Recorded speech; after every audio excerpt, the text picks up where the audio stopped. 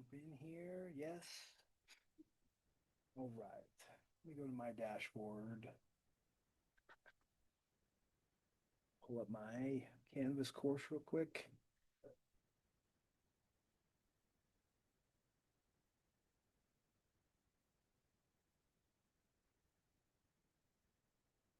It's over here so we can see. And I'll send myself to you as well. I may have to jump off when these other come back. Let me see. We're not going to do that. Don't worry about that math stuff there. Here we go.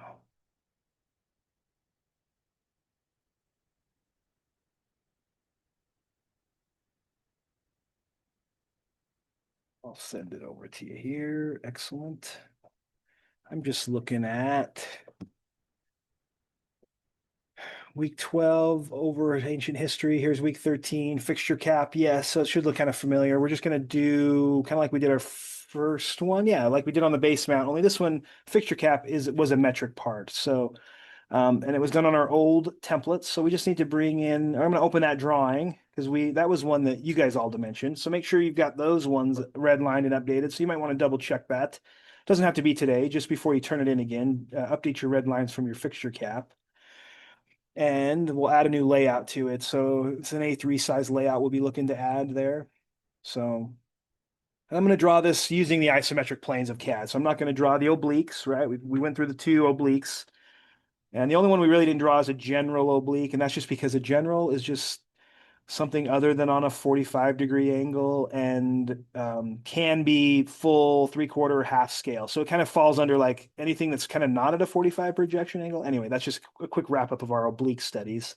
Now we're back to just what I call just an isometric view using CAD's 30-degree projection angles is what I want to do for the rest of these. In fact, I'm not doing any more oblique style. I'm going to do 30-degree projections here. So and so I have the PDF of that ISO that we originally drew from. So I have that. I'll open that one up myself. So that was from week 6. We did this.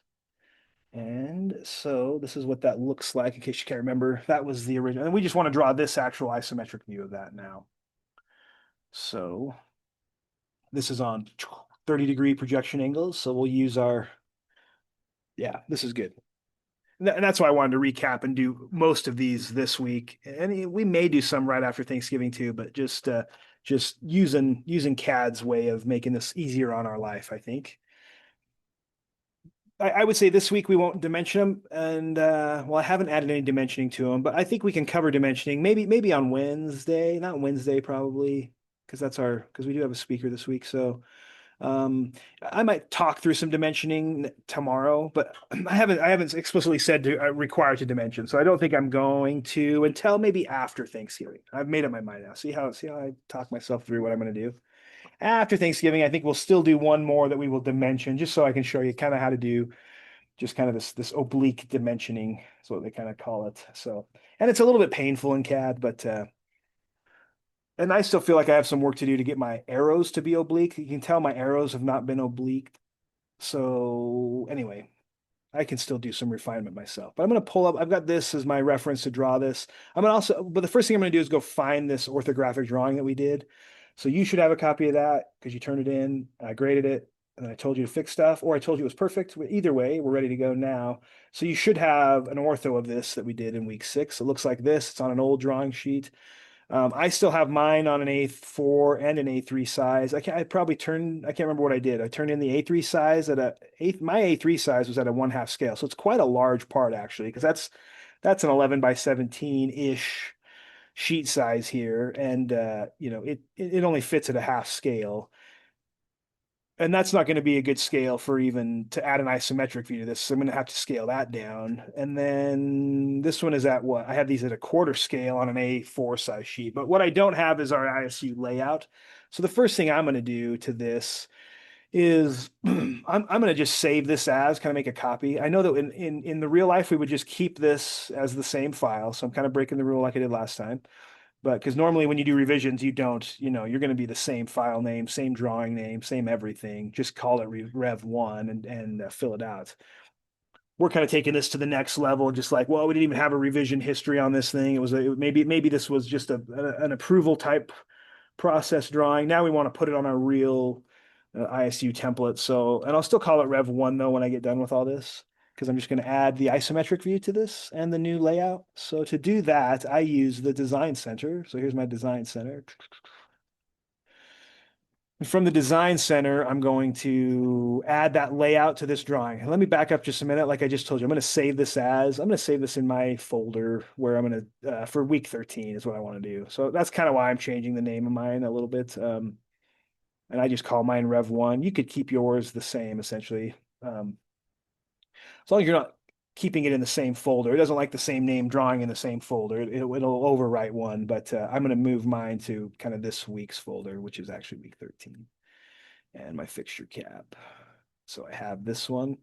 I'm calling mine Rev1, but I'm going to call this one in class. Okay, so here we go. I've got mine saved as kind of separating myself from that old drawing. Now I can add a new layout. So I'm going to use my design center on my view tab. Design center. And I'm just going to add my layout that my layouts on my ISU templates. So I have those in a general category on my templates. But what you want to do is find that. It's just going to be the metric ISU template. And really all I want is I'm just going to pull in the A3 size. I could pull in all the layouts, but all I really want is the A3 size template. And so that is under my layouts in that drawing is I only opened my ISU template that only had the A3 size layout, and that's the only one I want. I'm going to drag and drop it, and that's going to come with most of everything I need, I think. I think it'll come, I think we determined it'll add like the title block layer and all that stuff. So let me close this. And here it is. Here's my A3 layout, right? Yes.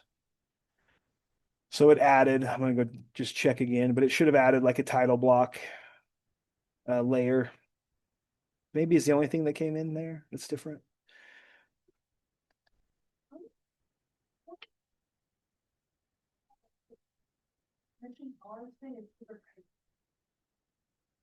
Um, well, the dimension styles that on this originally would have been a 2 decimal sufficient for what we need. Like I'm actually not going to worry about changing it only had. Yeah, it's like the size. The part of the title block I put my name in and stuff is big, and then the thing is just like, yeah, it's just small. When you uploaded that template, Yeah. So um was it the right template? Do you need me to stop and check or what? Or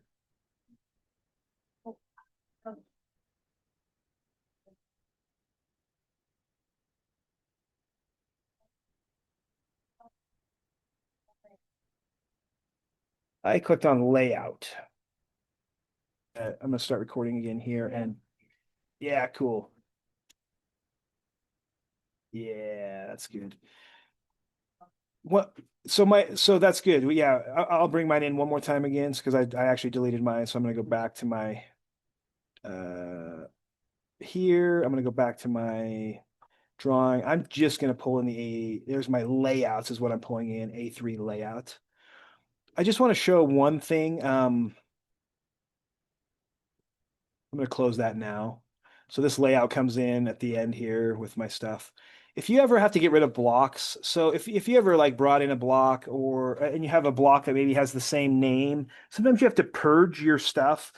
Because it's kind of like writing over files in just in a computer file system. Like if you have the same name file in the same folder on your computer, it's always going to say, do you want to overwrite that file? And likely that's an indicator that you probably need to change the name of your new file or something, right? Or sometimes you are trying to overwrite it, like getting rid of that old one.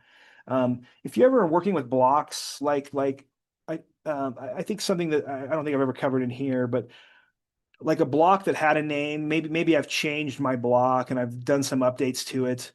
But like say, okay, so say for me, if I needed to come in here and like update the title block, and this came in as a block, and and I have it, and I've redone the block maybe on my template, and all I want to do is maybe not. I just want to bring in this like say I did an update on my template file, and it involved the blocks in it, and but the blocks all have the same names because it'll make you name a block. It's just it's almost like a little file, like it's going to give yourself a block name.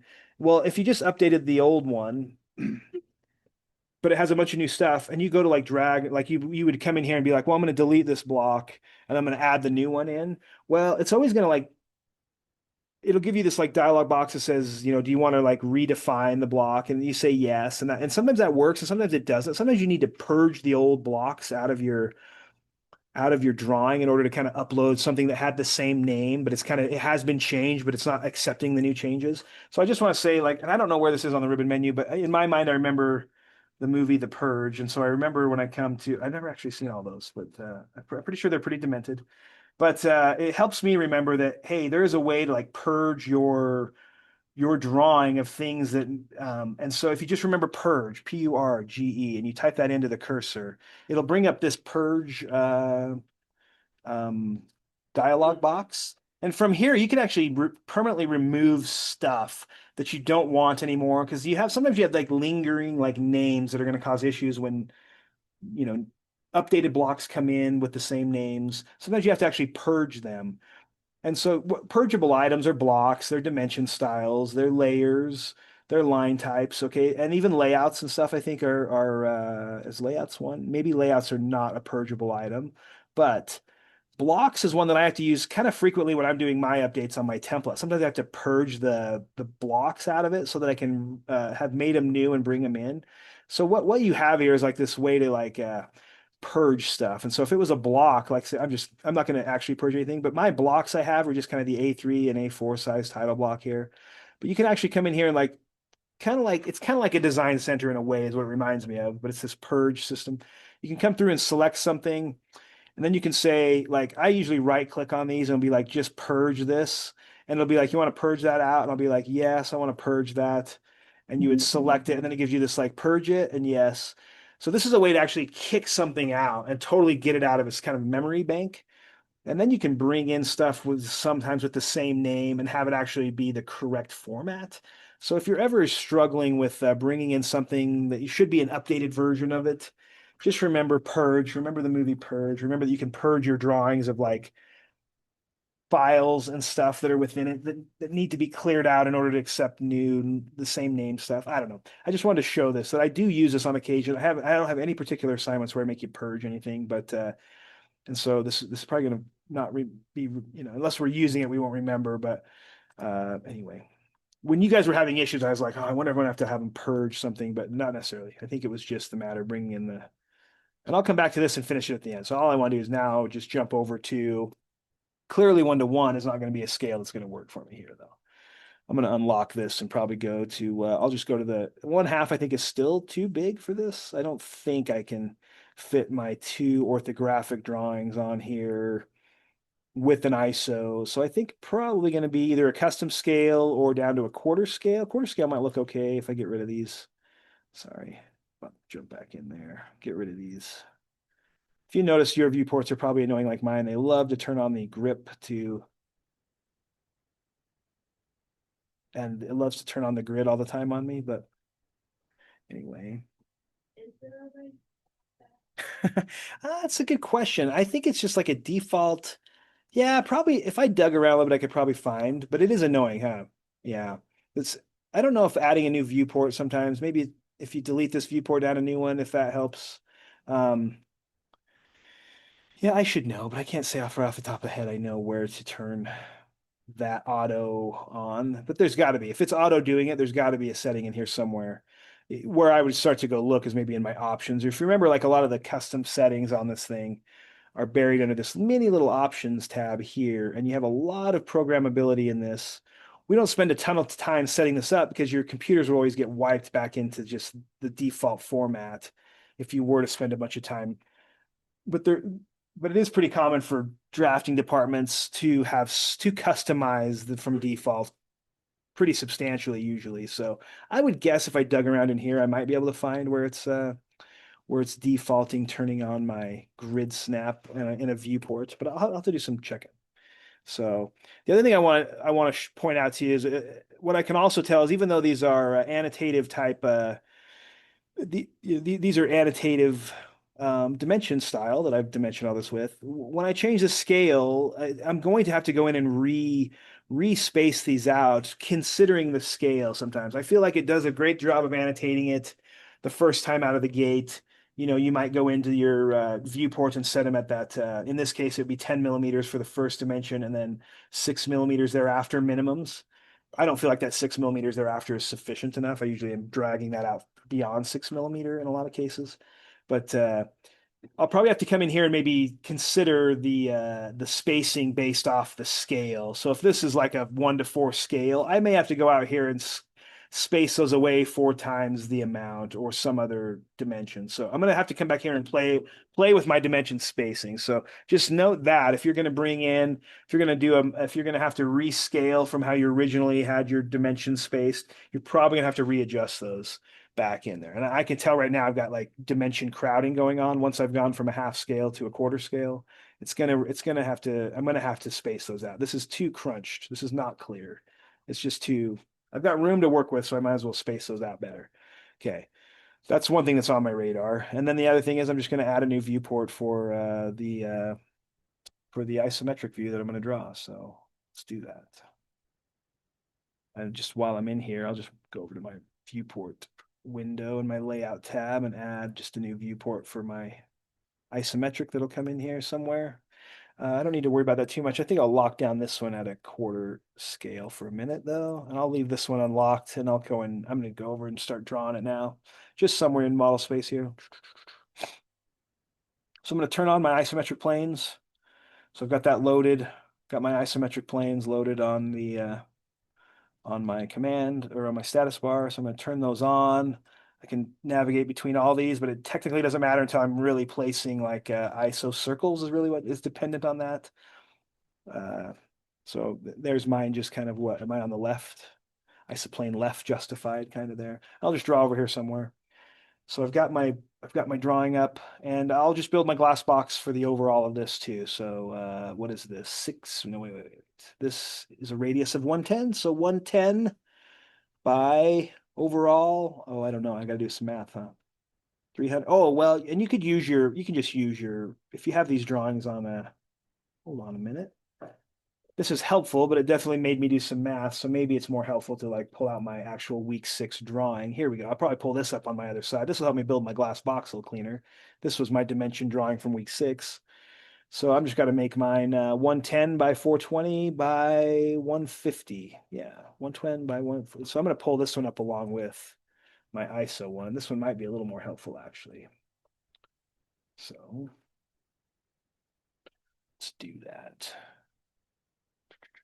And I'll just do construction line work.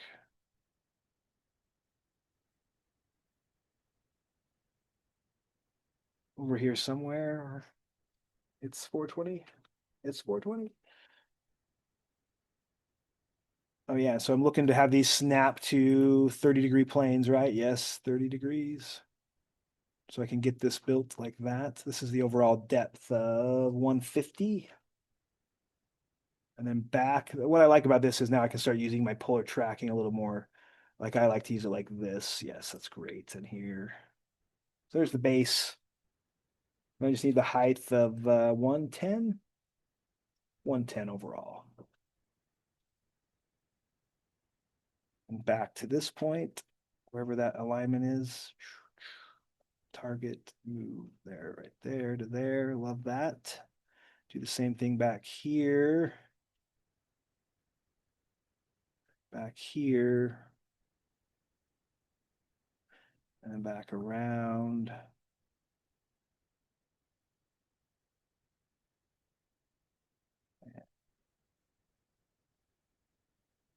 Sweet. That's the shape that it fits in. It is a cube of butter, I swear. We draw a lot of cubes of butter. And I cook with butter quite a bit. It's pretty staple in my home. Yeah. No margarine in my home. No, we can't. Usually when the recipe's so good, you're like, what is in that? Well, it's real butter. Yeah, that's a key.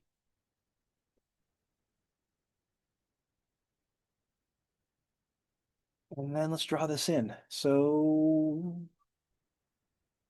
I feel like kind of block it in and then do the radius stuff. So I mean, it's got radius ears, it's got a radius top. I think I'll kind of block this in. I might stop. I mean, I might start with the initial big kind of front. You could start anywhere. Doesn't matter. I'll start with the front view kind of, I guess. And so really it's an iso circle on the center here with a radius of 110. And you kind of, and I should already have I already have a center point where that is going to, so I feel like I could probably just come in here and put in that front iso circle on the, I got my left grid plane on, which is the plane that I want to put this iso circle on anyway. So iso circles are under one of these specific commands. Axis end, I think, has the iso circle. Yes. And that would be like right here at the midpoint. And pretty much if I just pull straight up, that's 110 radiused iso circle like that. So that's definitely my kind of overall profile. Well, snappy. Let's see here. Just snap. I just picked my axis end ellipse, and then on the command line, you've got iso circle, or you can type in I. Yeah. ISO circle is what we need to draw. You got to have that grid on the right. Like this is really dependent on having the right grid up. It's gonna apply this ISO circle to the grid projection angle. And then I'm looking for the midpoint. And then I've already like I don't even have to worry about entering any data because this is 110 right to there. That's my cube of butter telling me that that's 110 high. Bam.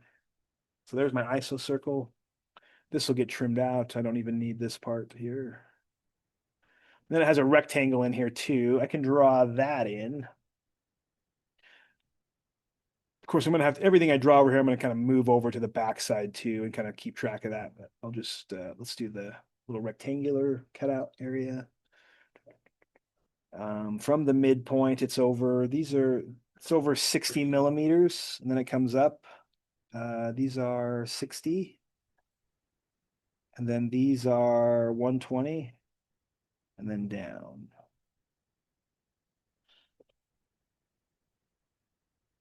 I kind of questioned that a little bit. It looks a little disproportional on mine. I'm just going to measure mine, make sure to do something where this should be 60. Yep.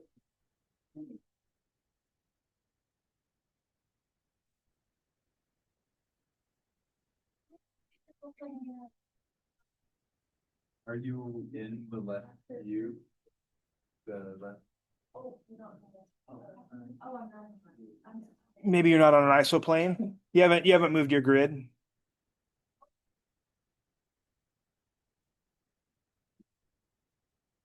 Do you want me to stop here? Got it. Together we will get through this for sure, huh? It takes all of us. I appreciate your guys' helping each other. I love it. Usually when you guys are helping each other, I just let you do it because I like that. I appreciate it. Oh yeah, this is good. I'm glad this is why we do these things again.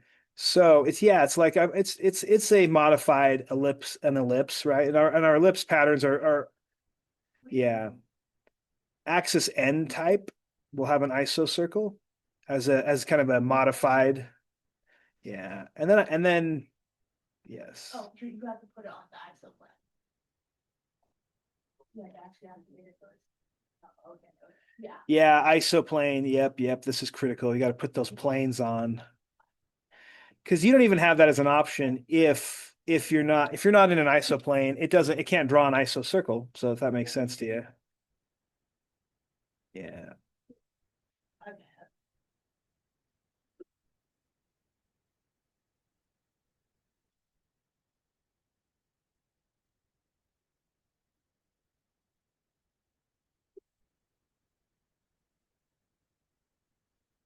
Yeah, I'm just doing a couple midpoints here. I'm just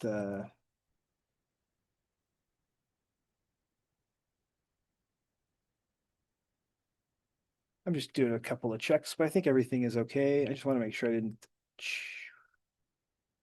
210, 210. Okay. My eyes must just not be, but it does, it's just kind of funny that that projection makes it look like, well, I'm not even centered, but I am. This is like all centered around here. So these shapes are centered. Yeah. And then from there, yeah, it is just yeah, it's for sure. This is a little bit bigger part than we've drawn before. So it is taking some of that perspective and distorting it a little bit. Yeah. So then, and then I just need to net the widths of those are 30 millimeters up. So I'm just going to draw in the ears, maybe as just a rectangular kind of shape first, and then I'll trim them. So if that helps, you can do this however, though. I mean, well, I'll back up. Maybe I will. I'm gonna make a center line. So maybe I won't draw these rectangular first. Maybe I will just truly draw them in their isometric form here. So I feel like from here on out, I would be this other radius feature that's kind of flat off the sides. And so I think I'm gonna draw that in the bottom on the bottom isoplane now. So I'm gonna move over to that. Isoplane top is what they call it, but it's either top or bottom. It just orients my plane. So I can put an iso circle that would be in alignment with the top or bottom surface. So now I've moved that over, and I'm just going to draw these ear radiuses in. So I'll need to know the center to place those. I use that center placing pretty common with all my ellipses, but I think we determined even that the elliptical arch has an isocircle approach to it. You'd be piecing it together with the arch or with the arc command. And I'm using the full ellipse and then trimming.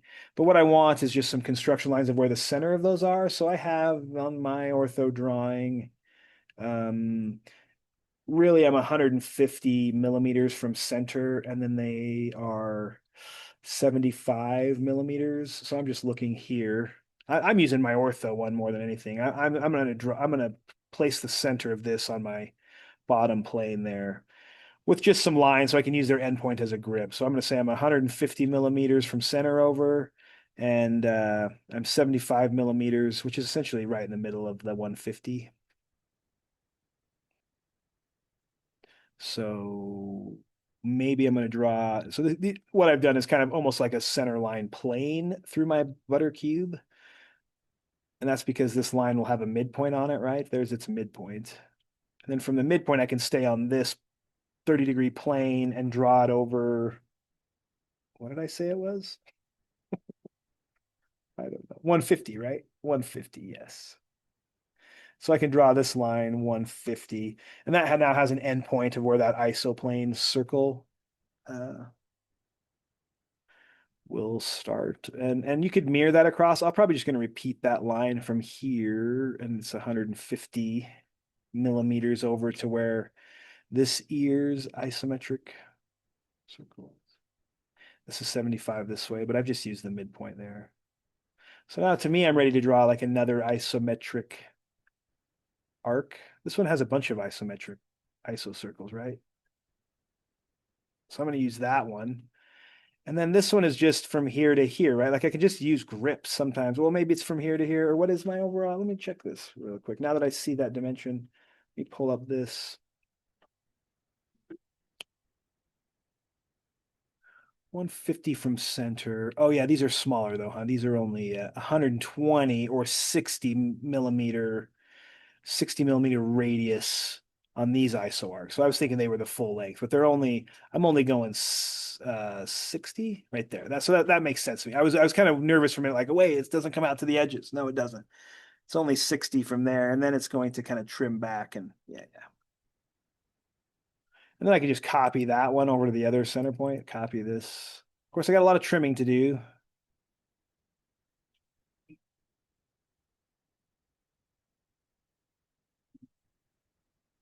I can already tell that none of this is gonna be shown, so I'm gonna get rid of it.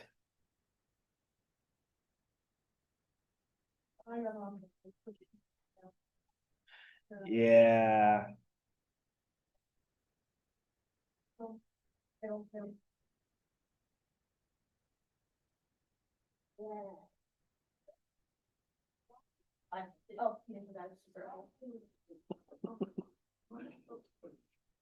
It's a Monday, you guys. That's why.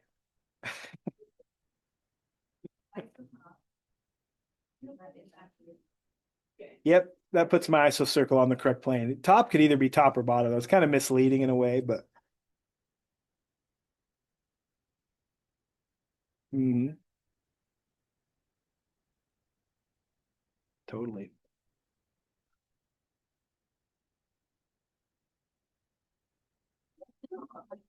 It's kind of where we're headed. So it's gonna end up looking like this.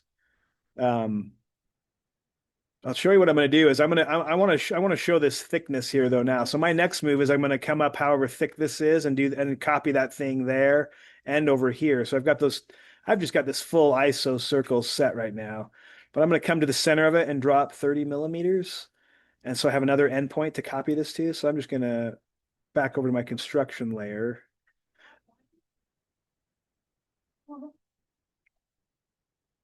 So this one is 30 millimeters up. I'm on the bottom surface now. I'm moving up to the kind of the top of that 30 millimeter thickness. We still on the top ice. I'm totally am. Yep. All of these are on top ISO plane. Yep.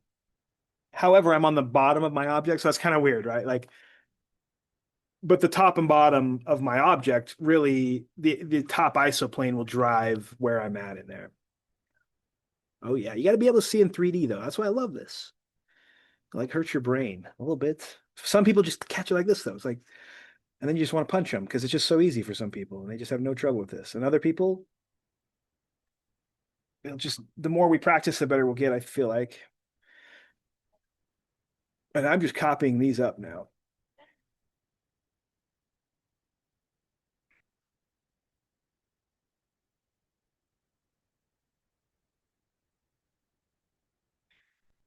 That might look super confusing, but that's how thick my little part is, right?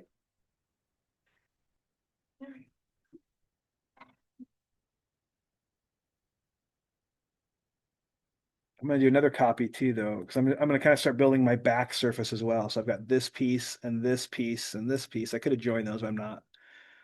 I'm going to copy those by maybe this point. I'm going to move them to the back surface, just so I can start to see the 3D effect that I've got of my part like this.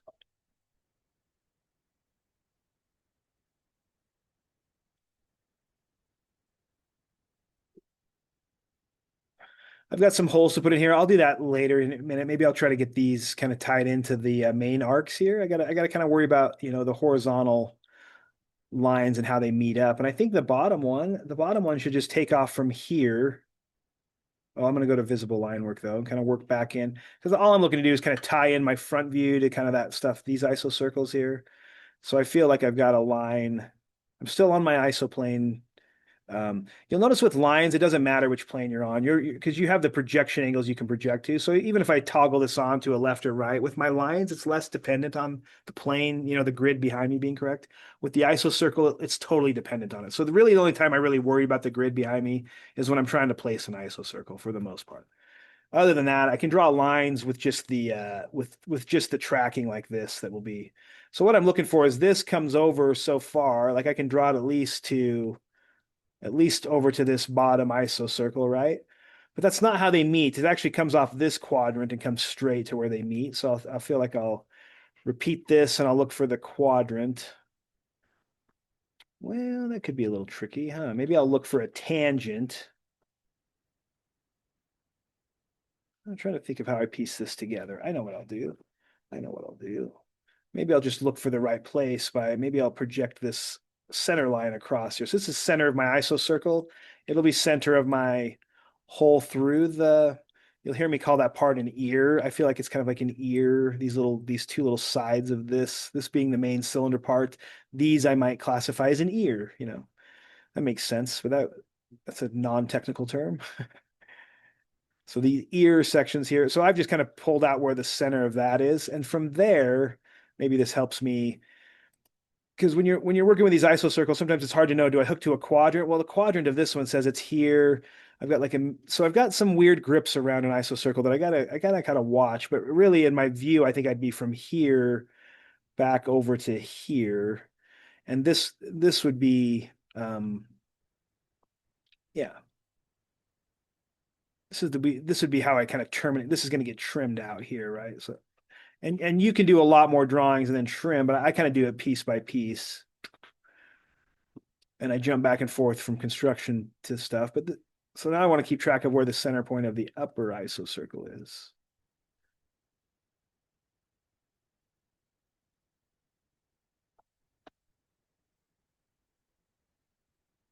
I might keep track of how thick it is here because I just don't have I don't have a way to like determine where it hits this radius here.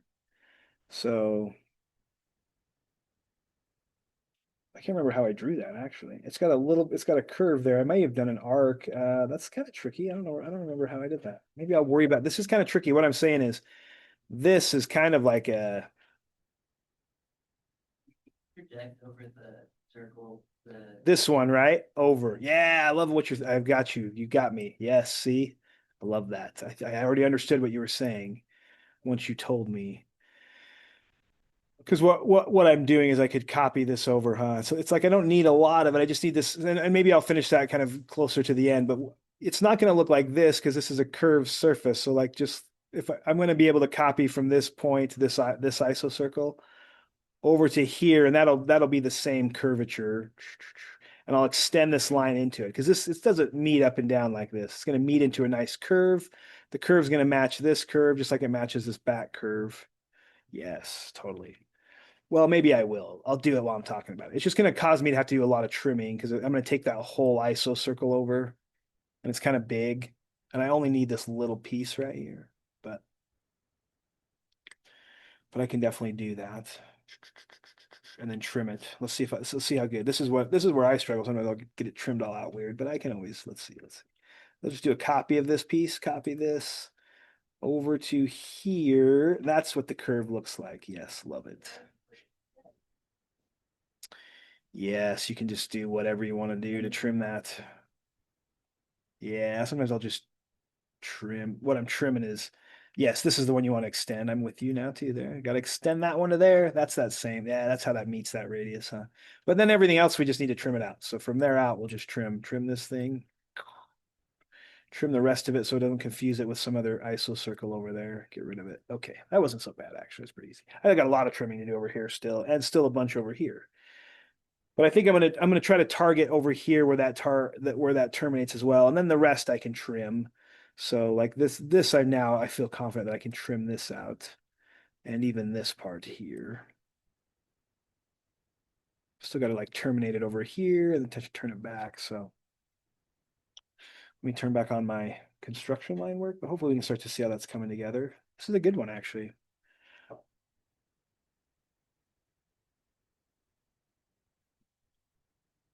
A lot of times you'll see, a lot of times you're just always keeping track of where the center lines are. This one's going to go from right here. I need to take that up though. Hold on. I need it to be a full 30 millimeters. I think from here to here, it's got to be 30. That's the thickness of that. Did I draw that the right thickness? Well, I could be wrong there. We're not dimensioning it. You sound nervous about it. Maybe I should make you. No. Yeah, we're not going to show hidden lines on this either. No, yep. It's going to be a standalone view. No center lines, no hidden lines. I think from here, what I can do is take this line across, right? I'm going to take this line across here. Maybe I'll just terminate it here for a minute. That looks confusing. What it does is it gives me that this is not going to be there. This is not going to be either. So I've got to dial that in. Pretty sure I can get rid of all this. If I have to put it back, I can. So there's at least that. I've got a little bit more I got to draw a vertical line straight up and down somewhere where I can get one in vertical that will look correct.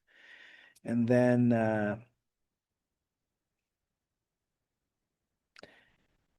I should have made that the actual length of that. Sorry, this line I should have redraw it real quick, delete it. I'm going to draw the actual length of that ear, which is given me on my, we have it here figured out, right? On our drawing here. it's just 120. It's 60 plus 60. So that's 120 millimeters. So really, if I draw this line again, even without my grid on, it's going to be from here to here at 120. We're drawing at full scale. So that's where that terminates. Now I could actually turn this back to where it's like tangent or at least in the projection plane like that. That's probably more critical that I make sure it's in the projection plane back like that. And then I can trim these to fit. So you could have grabbed a grip there that maybe is correct. These ones will get trimmed out. Oh man, I've actually got the top surface done.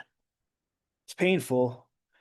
We probably won't see any of that. I just have it kind of tracked over that. That's all going to become hidden line, right? I really didn't need to probably even show this. So I can probably just delete it out.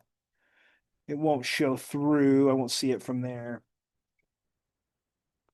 I got a few pieces. I can piece this one together here, even without construction line. That's going to look like that. Might as well finish this one that way too. So I'm just piecing it together, right? And this is the last one I feel like I need to put in here is kind of like, where do these come together? I think a quadrant in this is a pretty good selection choice.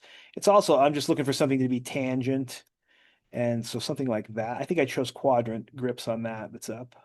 And then I can trim this out. Trim. This one.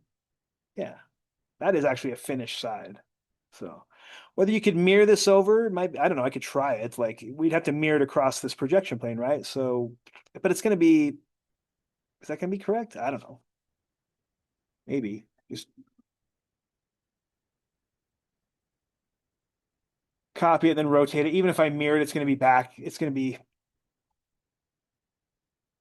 if I use my farmer term bass backwards or something, it's gonna be, it's not gonna be like the mirroring. So I'm probably gonna piece mine together over there and just draw it. But yeah, because you're right. If I mirror that over there, it's not exactly what I need to do. I need to copy it and then like rotate it. That might be okay too, but still kind of strange. I don't think it'd be exactly, I'd have to add to it, piece it together still. So I will just piece it together from here then. So,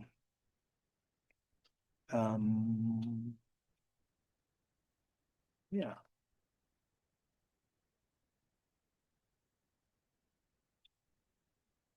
I take a look at, this is the one that you can pull up this PDF, but yeah, this line in here will be aligned with like that right there, right? And this one right here will be aligned with that. I already have my ISO circle, so I can kind of like reference these and probably snap them to where they hit that side and then just draw them in. Trim that kind of like we did here. And then over there, it's just going to be from there, yes, to where it terminates that side. So I feel like, yeah, we can just kind of piece this together. Let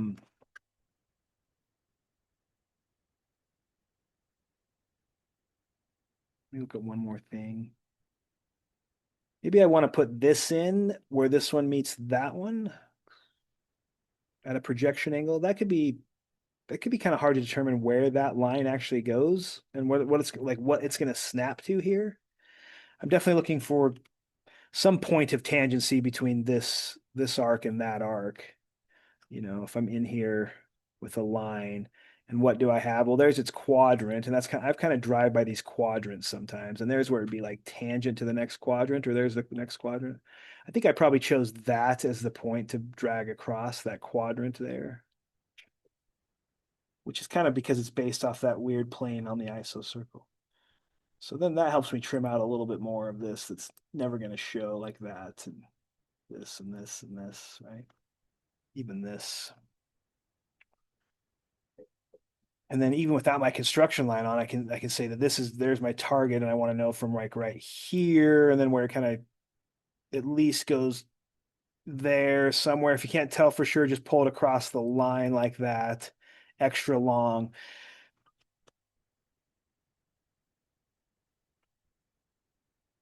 My technique and how I pull that extra long and across there is going to come back to us in Inventor when I'm going to tell you that I do that a lot when I'm drawing 3D in Inventor, which we will do, and it is kind of tricky, and it's hard to know like where things intersect. And sometimes if you can just stay on the same plane, pull it long, and then trim it where it'll actually meet your shape, that's sometimes helpful. It will come back to be kind of helpful in Inventor a little bit when we're drawing. Yeah, what I did, I'll do it on my bottom section here again. So I just actually targeted this point, and I know it's in projection angle. It's going to follow the same projection angle. And then I actually start so what I've done, yeah, I'm just kind of like, I'm doing like a cursor hold for a minute. cursor hold, project over. There's my projection angle. I'm looking for to where it intersects right there and it stays on the projection angle. Sometimes it's going to zoom in. Yeah, if not, you can draw a full line over here. Draw it on the projection angle. I'm looking for where it hits there, and then it's going to draw and hit here. But because I'm getting a lot of grips, I could target a grip, yes, but I'm just going to pull it long like this. And I know it created a point of tangency. It was just hard to maybe specifically select it with the grips that were firing off. So I just pull it long, knowing that it did create that point of tangency. Otherwise, I wouldn't be able to trim that for one. And then this is, I didn't really need all this. It's kind of overdrawn. So yeah, and then this is also overdrawn. So now that's how I kind of piece together that. I can do it again here. It's like this ear, this side of that ear is going to be in alignment. It's going to be like there, and then it's going to be projecting past. And so I've just kind of trimmed it way, or I need to trim it now because I've drawn it like way past, but it created my points of tangency. I don't need this one. It was just for reference, really. Yeah, so you can see here that once I've kind of established using my construction box to kind of establish my boundary, sometimes it gets a little bit busy and I can just go back to here and start piecing it together. But it's always good to, and so this is going to get trimmed out. It's always good to turn that back on and just check that I haven't like fallen outside of the boundary or something. I just need one more line here, which is probably going to be on a quadrant. There's a quadrant. And here's a quadrant. You'll find that I think in this alignment, your quadrants helpful to terminate isocircles where they really are. Trim this out. Heck yes. We are almost there. I've got to draw these lines back. This is thickness that would come back and it would kind of terminate against that right there, right? That's all I would see of it. I wouldn't see this or this unless they were hidden lines. None of the backside. I feel like this is the entrance of that slot. There's the exit. I already determined that it was all be hidden. So I just deleted it. I just need two features that are holes. And so I am going to turn on my construction because what I have is some center points for those. Maybe I'll draw from the top side one. And so I just need to know what those hole diameters are. They are 40 millimeter, 40 millimeter holes. So that's it. And then this one will be done, right? I just got to go back into my ISO circle axis end, ISO circle. I'm on the top bottom plane still or whatever. I'm still on the ISO circle top plane. I'm going to draw this on my top. This is the top surface. Like this is the bottom surface center line. I went up 30. So from here, this is 20 radius. I'm drawing my radius because it's a 40 millimeter diameter. There's that. I'm going to copy that over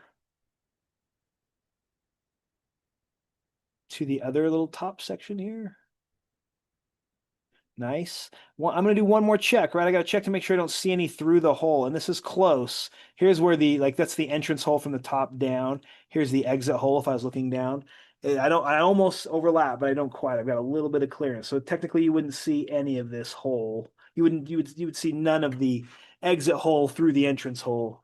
I feel like I'm talking about crime lab stuff here, but like I'm teaching cops, exit and entrance holes from bullet wounds. Gosh, can you imagine I have to study that stuff? Gosh, I'm glad we have people that are morbidly interested in that stuff because we need them. They've got to like dissect those crime scenes. Oh my gosh, so interesting.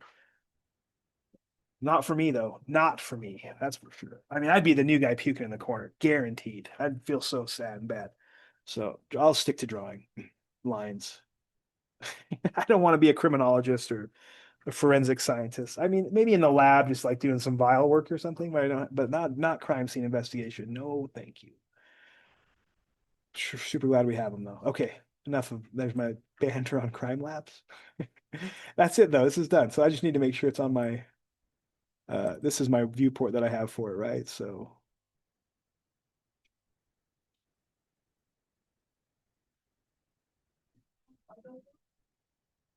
and then I'll finish up. I can come around and help anybody that's struggling, but I just wanted to get mine placed on here. Do I have it unlocked? Yes, I do. Oh gosh, dang, my scroll wheel. I'm gonna replace my mouse here pretty soon. I don't like my mouse. You guys probably don't either. I don't love these Mises kind of bug me to pieces. I don't know. This is quarter scale. What did I do something weird with my top hole? How did I get it? Like,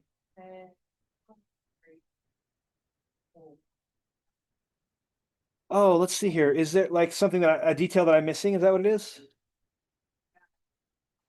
Oh, this one. Yeah, yeah, good call. Thank you. Thank you. That one.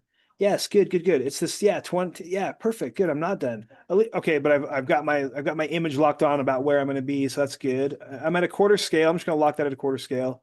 Got to fix those dimensions, but that's really going to be all I have to do to finish this, except for yes, let's put in that hole right there, that hole.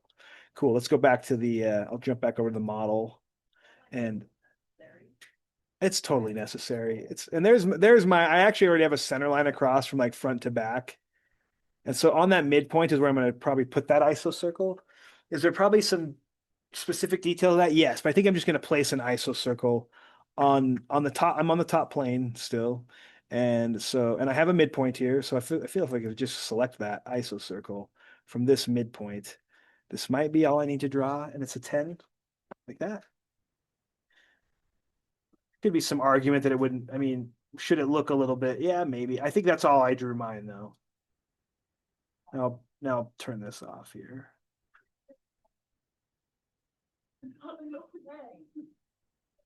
Hey, Matt. Yep, I'm done though with mine, so I can come around and help now. I'm just gonna stop my recording here. Stop.